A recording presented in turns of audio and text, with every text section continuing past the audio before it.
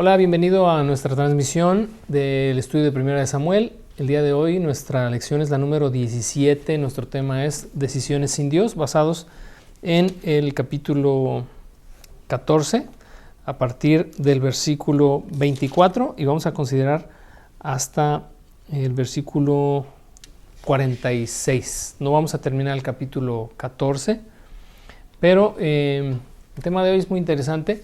Decisiones sin Dios. Tiene que ver con el momento en que, debido a nuestro alejamiento de Dios, por alguna razón, la situación que sea que podamos vivir, ya sabes, vivimos generalmente y desafortunadamente en un sub y baja. A veces nuestra relación con Dios es muy intensa, en otras ocasiones estamos con la pila muy abajo. Creo que eso es común a todo creyente. No tendría que ser así, pero en nuestra humanidad así funcionamos o mal funcionamos.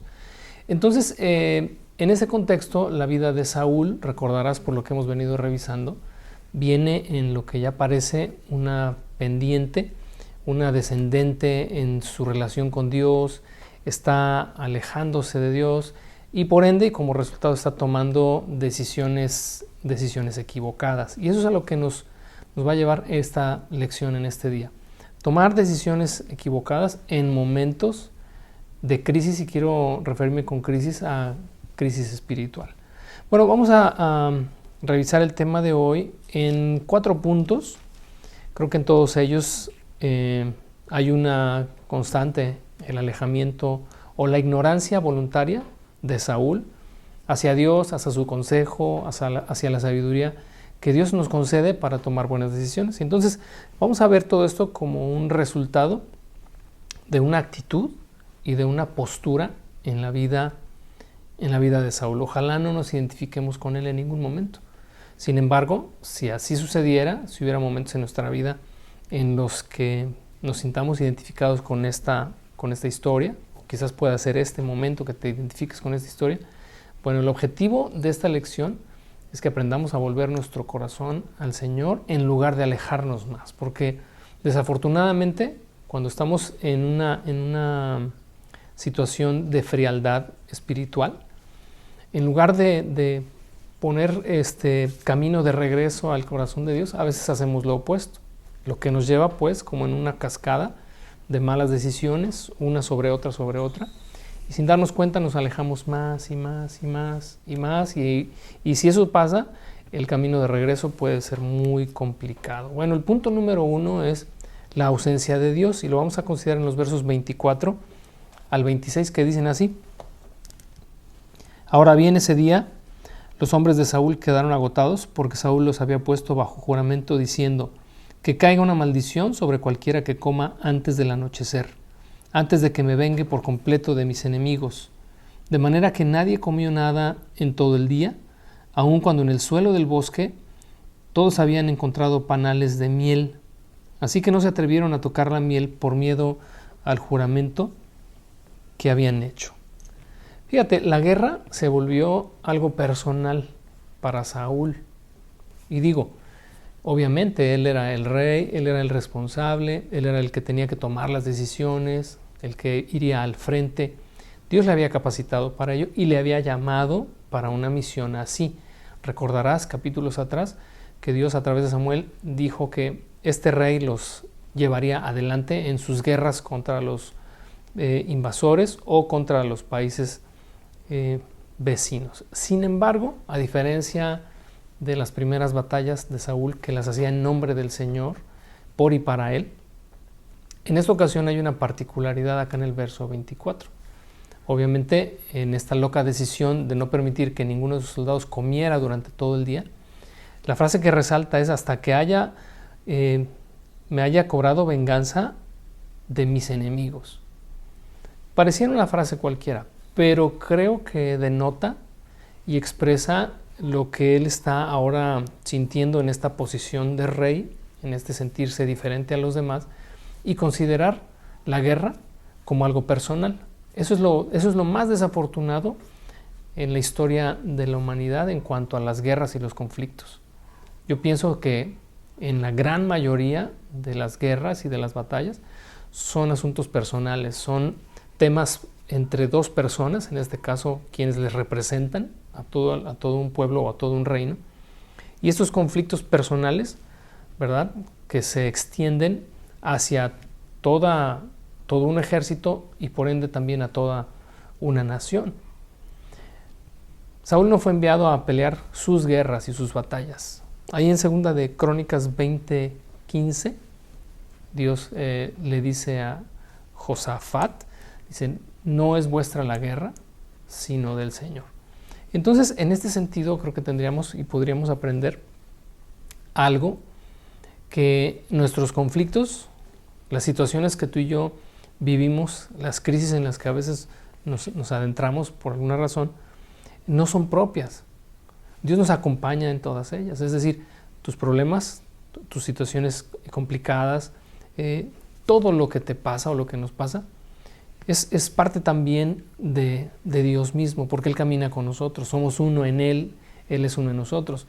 Domingo anterior, Alexis Terna nos habló acerca de la unidad. Y me llamó la atención y me encantó, ¿verdad?, ver esta perspectiva cuando Jesús habla con Saulo de Tarso y le dice, ¿por qué me persigues? Y obviamente Pablo no estaba persiguiendo al Señor, pero al perseguir a sus discípulos, a perseguir a la iglesia, estaba persiguiéndolo a él y Jesús lo toma como algo personal. Y entonces fíjate, qué diferente hubiese sido si Saúl considerara que las batallas que él peleaba eran las batallas del Señor, no eran sus batallas. Creo que no habría caído en una decisión tan loca como la que comienza en esta serie de decisiones locas del capítulo 14, siendo la primera de ellas esta. Dice que prohibió que todos sus soldados comieran aquel día. ¿Cuál es la razón por la que lo hace? Pues me surgen varias opciones, pero una de ellas es que tal vez él mismo perdió el apetito. Lo vimos en el capítulo anterior, en este estrés y en esta desesperación porque Samuel no llega, cometiendo una serie de tonterías. Pero sí, que es una suposición, si por alguna razón a él se le fue el hambre y consideró que la comida era lo último en lo que tenían que pensar, trasladó a todos los soldados la misma regla. Una decisión muy loca y atrevida. La otra es, y no lo sé, son suposiciones, que quizás pensó que al no comer, como si fueran perros bravos, los haría más aguerridos y estarían más desesperados y estarían más deseosos de ganar la batalla. Recuerdas que estaban en una desventaja impresionante. Cualquiera que haya sido su motivación para juramentarlos y decirles que cualquiera que comiera algo antes del anochecer caería bajo maldición, fue una decisión total y absolutamente en su humanidad. No inspirada por Dios, no motivada por Dios, es algo personal.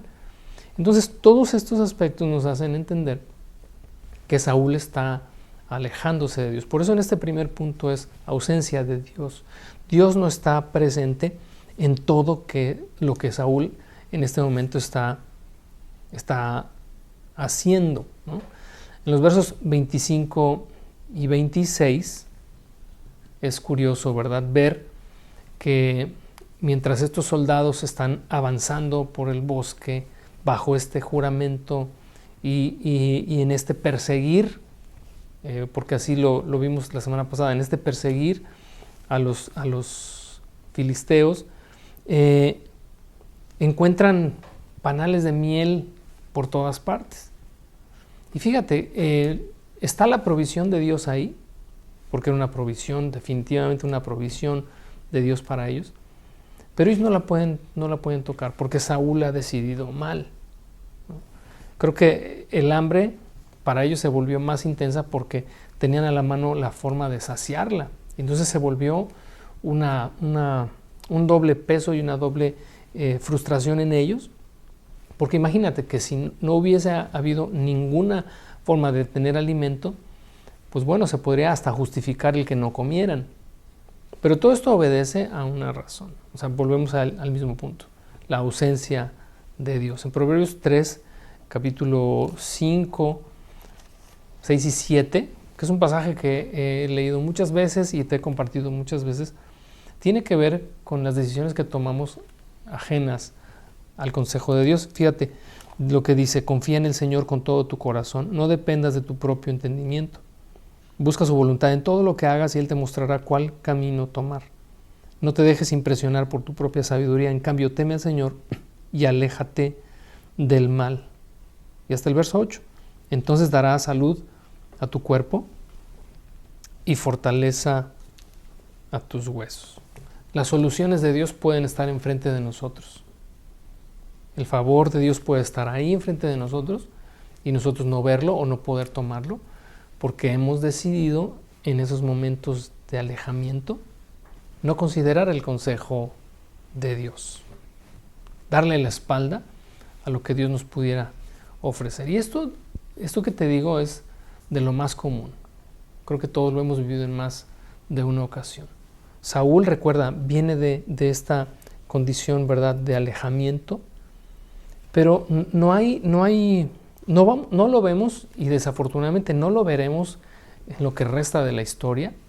No lo vemos en ningún momento tomando esta decisión de, ok, voy a darme la vuelta y voy a volver a Dios. De hecho, el capítulo 15, cuando Dios definitivamente lo desecha, le dice a Samuel es que él me dio la espalda.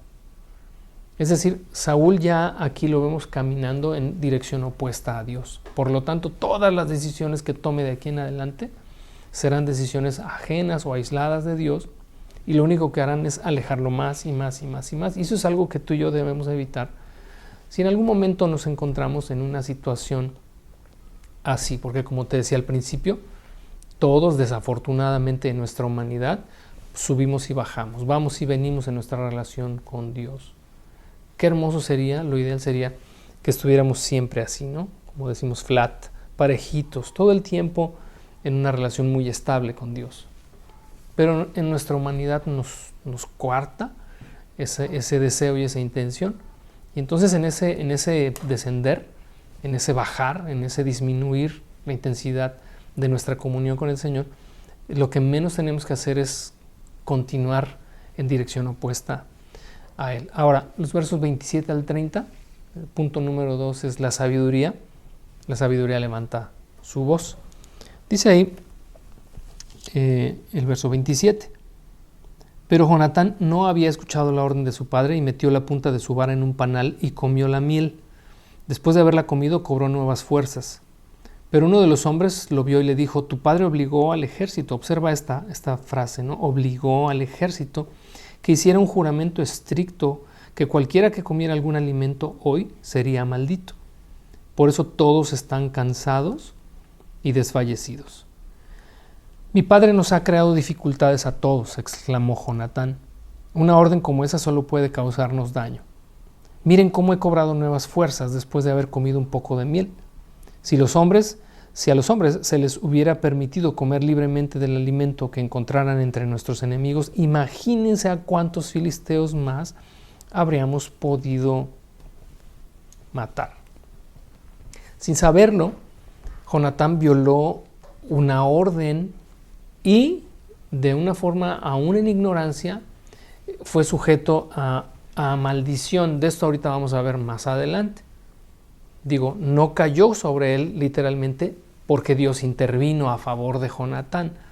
Sin embargo, Jonatán viola este principio, pero alguien que le ve le dice: oye, tu papá nos obligó a hacer un juramento de no comer nada, si no caería sobre cualquiera de nosotros maldición. Pero entonces Jonatán habla de alguna manera y expresa que lo que su padre ha hecho no es correcto. Mi padre, dice, lo único que ha hecho es traernos problemas a todos. Y entonces usa el sentido común. Dice, si nos hubiera permitido comer de esto o comer del botín, imagínense, dice, a cuántos soldados filisteos no habríamos podido matar ya. Jonatán tiene una mente muy clara, tiene un sentido común funcionando al 100, pero esto es la implicación de que en Saúl no es así. Y me llama la atención y me hace pensar que cuando nos alejamos de Dios y en estas decisiones equivocadas que vamos tomando ajenas a Él, ¿sabes? Hasta el sentido común nos falla, porque el sentido común, esta capacidad de razonar con claridad, Hasta esa se nos obnubila, se nos nubla cuando nos alejamos de Dios y somos capaces de cometer cualquier tipo de tonterías y de tomar cualquier decisión total y absolutamente equivocada. Acompáñame al libro de Proverbios, por favor, y en el capítulo 2, verso 1 al 11, voy a hacer la lectura corrida. Dice lo siguiente: Hijo mío, presta atención a lo que digo y atesora mis mandatos. Afina tus oídos a la sabiduría y concéntrate en el entendimiento. Clama por inteligencia y pide entendimiento. Búscalos como si fueran plata, como si fueran tesoros escondidos. Entonces comprenderás lo que significa temer al Señor y obtendrás conocimiento de Dios. Pues el Señor concede sabiduría, de su boca provienen el saber y el entendimiento. Al que es honrado, Él le concede el tesoro del sentido común. Él es un escudo para los que caminan con integridad. Él cuida las sendas de los justos y protege a los que le son fieles. Entonces comprenderás lo que es correcto, justo e imparcial y encontrarás el buen camino que debes seguir, pues la sabiduría entrará en tu corazón y el conocimiento te llenará de alegría. Observa el verso 11.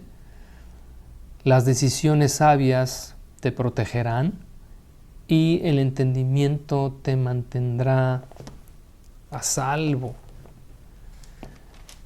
Dios es el único que tiene la capacidad de darnos las herramientas necesarias para decidir correctamente. En un momento, vamos otra vez a ubicarnos por favor ahí, en un momento de crisis espiritual, por llamarlo de alguna manera. Necesitamos nosotros entender que para avanzar o tomar la decisión correcta, porque pues una decisión siempre se toma porque hay una bifurcación, o porque hay, ¿verdad?, dos caminos delante de nosotros y siempre tenemos que elegir uno u otro o uno entre varios. Pero las decisiones correctas, las decisiones adecuadas que nos van a encaminar por la senda justa, solamente pueden venir de Dios. Pero si en nuestra necedad y en nuestra cerrazón, en lugar de volvernos a Dios para recibir de Él, como dice el proverbio, la sabiduría, el sentido común, el entendimiento, las buenas decisiones, etcétera, etcétera, pues vamos a hacer exactamente todo lo opuesto. En el capítulo 8 del mismo libro de Proverbios, pero los versos 12 al 14, dice: Yo la sabiduría convivo con el buen juicio. Sé dónde encontrar conocimiento y discernimiento. Todos los que temen al Señor odiarán la maldad, por eso odio el orgullo y la arrogancia, la corrupción y el lenguaje perverso. El sentido común y el éxito me pertenecen. La fuerza y la inteligencia son mías. Todo esto que vemos en el libro de Proverbios y todo lo que está en los primeros capítulos de Proverbios, de hecho te recomiendo leer los primeros 4 capítulos particularmente de este libro increíble, leerlos detenidamente, porque es la única manera y el único lugar. Dios es el único lugar en donde podemos encontrar sabiduría para tomar decisiones acertadas. A Saúl, todo esto, Saúl ha estado o está privado de todas estas cosas, por eso lo vemos decidiendo de esa manera. Yo espero que no sea tu caso o el mío en ningún momento de nuestra vida cristiana. Ahora, en los versos siguientes de 1 Samuel 14, el verso 31 al 34, observamos lo siguiente: el daño colateral. Así que los israelitas persiguieron y mataron a los filisteos todo el día desde Micmas hasta Jalón, pero los soldados iban debilitándose. Esa noche se apresuraron a echar mano del botín y mataron ovejas, cabras, ganado y becerros, pero los comieron sin escurrirles la sangre. Entonces alguien le informó a Saúl: Mira, los hombres están pecando contra el Señor al comer carne que todavía tiene sangre. Eso está muy mal, dijo Saúl. Busquen una piedra grande y tráiganla y háganla rodar hasta aquí. Luego vayan entre las tropas y díganles: tráiganme el ganado, las ovejas y las cabras. Mátenlos aquí y escúrranles la sangre antes de comérselos. No pequen contra el Señor al comer carne que aún tiene sangre. Así que esa noche las tropas llevaron sus animales y los mataron ahí. Qué interesante es este punto número 3, daño colateral, porque cuando nosotros comenzamos en este declive espiritual, comenzamos a tomar decisiones equivocadas, aisladas de Dios, por lo tanto erradas, cada decisión que tomemos, nos guste o no, va a impactar en la vida de los demás. Es casi imposible que las decisiones que tomamos solo nos afecten a nosotros. Son ondas expansivas. Sucede también en lo positivo, en lo bueno. Cada buena decisión generalmente va a ser de bendición y va a alcanzar la vida de otros. Pero también son las decisiones ajenas a Dios, las que son equivocadas, que afectan a terceros. Pero a veces no solamente es la afectación en cuanto a lo que alcanza a impactar en la vida de otros, sino que a veces son también causantes de que terceros tomen una mala decisión derivada de la nuestra. Es como una carambola, diría yo, una, digamos, carambola espiritual, en la que yo decido mal y de una forma como, digamos, natural o lógica o como consecuencia, hago que otra persona también se equivoque y tome una mala decisión o llegue a pecar. Eso es lo que vemos aquí en este daño colateral. ¿Por qué? Porque desde el momento en el que Saúl toma la decisión de que ninguno de los soldados coma y los somete a un ayuno innecesario, y a un ayuno no en un estado de tranquilidad, a un ayuno en un estado de conflicto bélico en el que se requiere fuerza y en el que se requiere obviamente combustible, los soldados en su desesperación, quiero que puedas imaginar cuál fue la desesperación a la que fueron ellos llevados, fueron acorralados o arrinconados, que en cuanto llegaron a tomar el botín de los enemigos, literalmente tomaron los animales, los mataron y los comieron crudos, ni siquiera tiempo de escurrir la sangre. Eso debió ser algo grotesco, pero no solamente grotesco, sino que era una violación totalmente abierta a las prescripciones que Dios dio en el libro de Levítico. En Levítico capítulo 17, en los versos 10 al 14, puedes observar ahí la restricción tan detallada y tan severa que Dios da para aquellos que coman carne con la sangre o que beban la sangre de un animal. Esta prescripción es tan firme que se mantiene, fíjate, aún en el Nuevo Testamento. De las pocas cosas que viajan del Antiguo Pacto al Nuevo, como lo vemos en el libro de los Hechos, en el concilio de Jerusalén, capítulo 15, si no mal recuerdo, en donde se especifica qué es aquello que los gentiles debemos tomar de la ley, es el no comer y el no tomar sangre en ninguna de sus formas. ¿Por qué? Porque en Levítico 17 dice, en la sangre está la vida, por lo tanto se debe derramar en tierra y debe ser consumida por el polvo o cubierta por el polvo.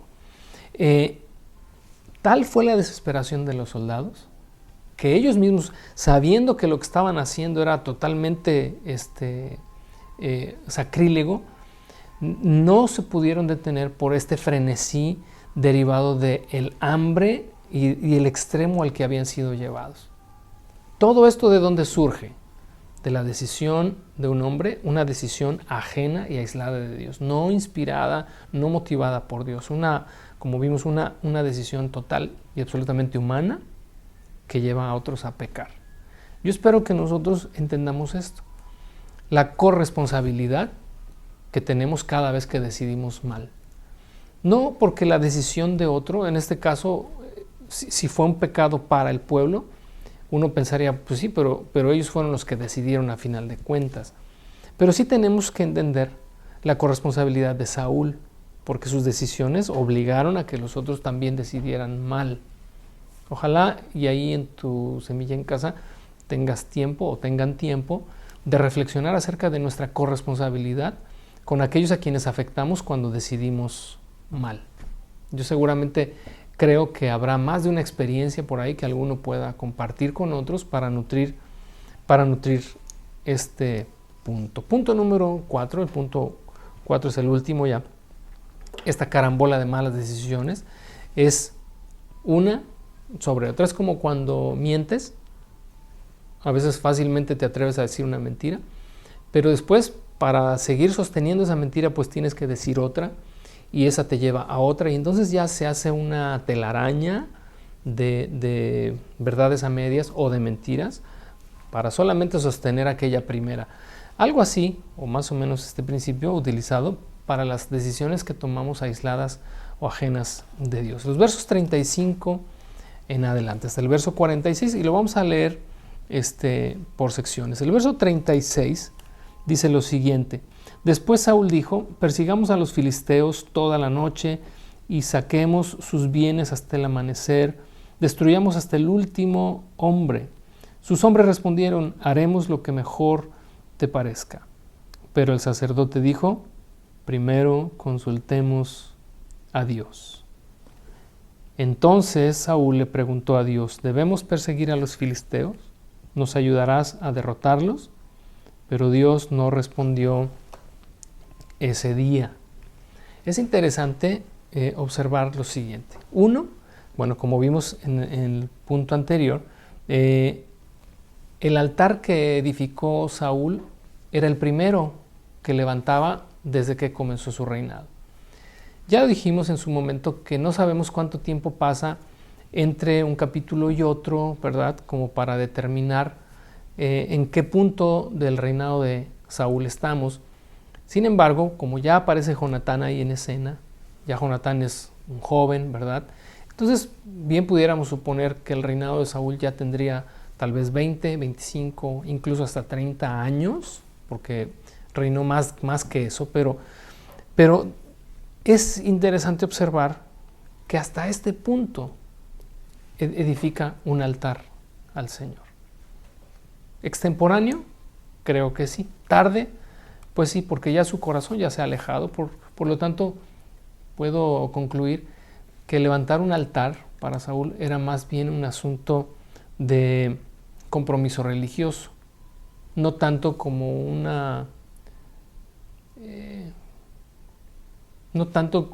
deseo de verdad profundo, sincero y genuino de buscar a Dios. Eso es lo que me hace pensar, por la observación de estos detalles en la vida de Saúl, que lo veo cada vez más alejado. Por lo tanto, todo acto que pudiera parecer espiritual, más bien creo que es meramente religioso. Entonces, en este altar que levanta, toma una decisión después de que los hombres saciaron el hambre. Él quiere volver otra vez a la batalla y quiere aniquilar a los adversarios, cosa que está bien. Pero entonces el sacerdote levanta la mano. Ya te acuerdas, lo vimos la semana anterior, cuando le pide Saúl el efod para consultar a Dios, y el otro viene tal vez ahí con las prisas, ¿verdad? Y a la carrera, tratando de hacerlo, y la batalla está arreciando allá, y entonces Saúl le dijo: ya, olvídate de eso y mejor vamos a ver qué es lo que está pasando. Creo que este sacerdote está lidiando con un gran problema. Estos cambios de personalidad en Saúl, que serán cada vez más notorios, y estas decisiones tan locas que serán cada vez también más evidentes. Pero entonces aquí pues levanta la mano y le dice: rey, creo que tenemos que hacer algo que no hemos hecho. Antes de ir sería bueno consultar a Dios. Y entonces pues Saúl toma acción y consultan a Dios, porque quiere saber si es buena la idea de ir y perseguir a los enemigos y saber si contará con el apoyo de Dios o no. Pareciera como que Saúl está girando de nuevo su corazón hacia Dios. Lamentablemente no es así, por lo que veremos el resto de la historia. Pero vamos a continuar, y en el verso 38, después de que Dios no responde ese día, dice que Saúl le dijo a sus líderes: algo anda mal, que vengan aquí todos los comandantes de mi ejército. Debemos descubrir qué pecado se ha cometido hoy. Observa el verso 39. Juro por el nombre del Señor, quien rescató a Israel, que el pecador morirá, aun si fuera mi propio hijo Jonatán. Pero nadie se atrevía a decirle cuál era el problema. Me quiero detener aquí porque Saúl vuelve a hablar, vuelve a abrir la boca y vuelve otra vez a tomar una decisión equivocada. Y toma la decisión de identificar cuál es la causa del problema o la causa por la cual Dios no está respondiendo ese día. Llama la atención que por alguna razón que ahorita veremos, Dios no respondió. Pero Saúl no toma la posibilidad o no considera la posibilidad de que el problema pudiera ser él, aunque no lo es de alguna manera. Pero él puede sin ningún empacho pensar que el problema está en cualquiera, menos en él. Y entonces hace este juramento, porque es un juramento el que está haciendo, y es un juramento de verdad descabellado, de decir: juro que el que la ha hecho y el que nos ha causado esto, por lo que Dios no nos contesta, o si hay algún pecado aquí entre nosotros, dice: hoy va a morir, aun si es mi hijo Jonatán. ¿Hacia dónde le llevó todo esto? Vamos al verso siguiente. Dice el verso 40. Entonces Saúl dijo: Jonatán y yo nos pondremos aquí, y todos ustedes se pondrán allá. Y el pueblo respondió a Saúl: lo que mejor te parezca. Entonces Saúl oró: oh Señor Dios de Israel, por favor muéstranos quién es el culpable y quién es inocente. Entonces hicieron un sorteo sagrado y Jonatán y Saúl fueron señalados como los culpables y los demás declarados inocentes. Después dijo Saúl: ahora hagan otro sorteo para señalar si es Jonatán o soy yo. Entonces Jonatán fue indicado como el culpable. Dime lo que has hecho, le preguntó Saúl a Jonatán. Probé un poco de miel, admitió Jonatán. Fue solo un poco en la punta de mi vara. ¿Merece eso la muerte? Sí, Jonatán, dijo Saúl, debes morir. Que Dios me castigue e incluso me mate si no mueres por esto. Hacemos una pausa aquí. Esto del sorteo sagrado, y no hay mucha información, pues puedes buscar donde quieras y solamente hay suposiciones de cómo era o cómo funcionaban en ese momento estas consultas a través de los sacerdotes utilizando el efod sacerdotal, estas piedras. ¿Cómo se podía identificar ahí la respuesta de Dios, positiva o negativa, sí o no? No lo sabemos. Creo que son las formas primitivas en las que el pueblo escuchaba a Dios o en las que Dios hacía conocer su voluntad. Hoy no hay necesidad de ninguna de esas cosas. Tenemos al Espíritu en nosotros y testifica a nuestro espíritu la voluntad de Dios y nos hace conocer a través de la palabra su verdad, su deseo, su propósito. Pero sea como haya sido, el punto acá es que Dios contesta y se señala a Jonatán como el culpable o como el responsable de que Dios no le haya contestado a Saúl la pregunta de si era momento de ir y continuar la batalla y si contaría él con el apoyo de Dios. Y entonces aquí uno se tiene que hacer la pregunta: ¿realmente Dios está impidiendo que continúen hacia la victoria total? Porque recuerda, ya habían avanzado, ya habían hecho huir a los enemigos, pero lo que Saúl quiere es dar el tiro de gracia y acabar con todos. Esa es en esta segunda etapa de guerra en la cual nos encontramos. Y uno pensaría, bueno, pues Dios está ahí privando de dar a conocer su voluntad a Saúl porque hay pecado entre el pueblo y quiere Dios hacer que se cumpla la maldición que Saúl profirió sobre Jonatán. Sin embargo, no es así. Dios ciertamente privó a Saúl de la respuesta para que pudiera salir a flote esta situación que Jonatán cometió de manera involuntaria e ignorando lo que su padre había dicho. Pero como Jonatán lo probó, probó esta miel, sin saberlo, cargó o estaría cargando sobre sí una maldición, aun cuando lo hubiera hecho en su ignorancia. Pero Dios no quiere que las cosas continúen adelante sin librar a Jonatán de una decisión tonta de Saúl. Y creo que esto nos habla de gracia y de misericordia de Dios sobre la vida de Jonatán, porque no quiere que Jonatán pague y no quiere que Jonatán viva o caiga sobre él una maldición por causa de las tonterías que Saúl está cometiendo. Es un acto de gracia, es un acto de misericordia hacia Jonatán. ¿Cómo podemos llegar a esta conclusión? Observa el verso siguiente. Verso 45 dice, pero la gente intervino y le dijo a Saúl. Cuando habla de la gente, habla obviamente de los soldados. Jonatán ganó esta gran victoria para Israel. ¿Debe morir? De ningún modo. Tan cierto como que el Señor vive, que ni un solo cabello de su cabeza será tocado, porque hoy, y observa esto, Dios lo ayudó a hacer esta gran proeza. De modo que la gente salvó a Jonatán de la muerte. Entonces Saúl llamó a su ejército y no persiguieron más a los filisteos, y los filisteos volvieron a su casa. ¿A quién estaba librando el Señor? ¿A quién estaba limpiando el Señor de toda maldición?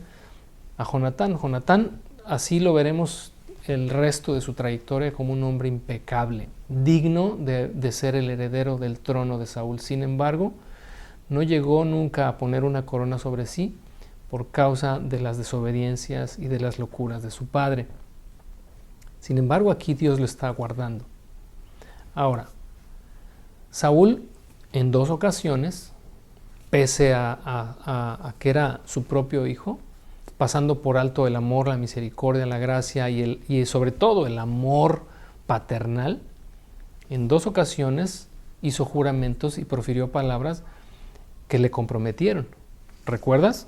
La primera de ellas, en el verso 39, juro por el nombre del Señor, y creo que obviamente tomó el nombre del Señor en vano, quien rescató a Israel, que el pecador morirá, aun si fuera mi propio hijo Jonatán. Y luego en el verso 44, debes morir, Jonatán, que Dios me castigue e incluso me mate si no mueres por esto. Y quiero que observes, y con esto cerramos, lo siguiente. Estas palabras locas que salieron de la boca de Saúl, que le comprometen porque son juramentos y son declaraciones firmes delante de Dios, el Señor no le libró de ellas. ¿Por qué? Porque volviendo al punto central o al tema central de toda esta reflexión, Saúl va caminando en total oposición a Dios. Y cada vez que se aleja más y más y más, las cosas que hace y las cosas que dice son total y absolutamente contrarias al Señor. Cerramos con esto. Si en algún momento de tu vida, o si en este momento de tu vida, sientes que vas así, caminando en oposición al Señor, y eso te está llevando cada vez más lejos, y te está internando, ¿verdad?, en una condición, en una situación de la que cada vez se te hace más difícil salir, y lo que haces y lo que dices y todo lo que genera tu vida es negativo, creo que es un momento para que hagas un alto en tu vida, y a diferencia de Saúl, que continuó en esa dirección sin detenerse a pesar de, hagas un alto hoy, reflexiones y vuelvas a tu corazón al Señor en arrepentimiento genuino. Dice la palabra que Él no menosprecia, no desecha al que viene a Él con un corazón contrito y humillado. De verdad te animo, de verdad te invito. No dejes pasar esta oportunidad para que en este caminar de regreso al corazón de Dios, Dios te imparta lo que leímos ahí en el libro de Proverbios, su sabiduría, su inteligencia, su buen juicio, su sentido común, su cordura, para que comiences a tomar decisiones que te favorezcan y que te hagan prosperar y fructificar espiritualmente. Que Dios te bendiga. Nos vemos la próxima semana en la lección número 18 de este libro de Samuel. Bendiciones.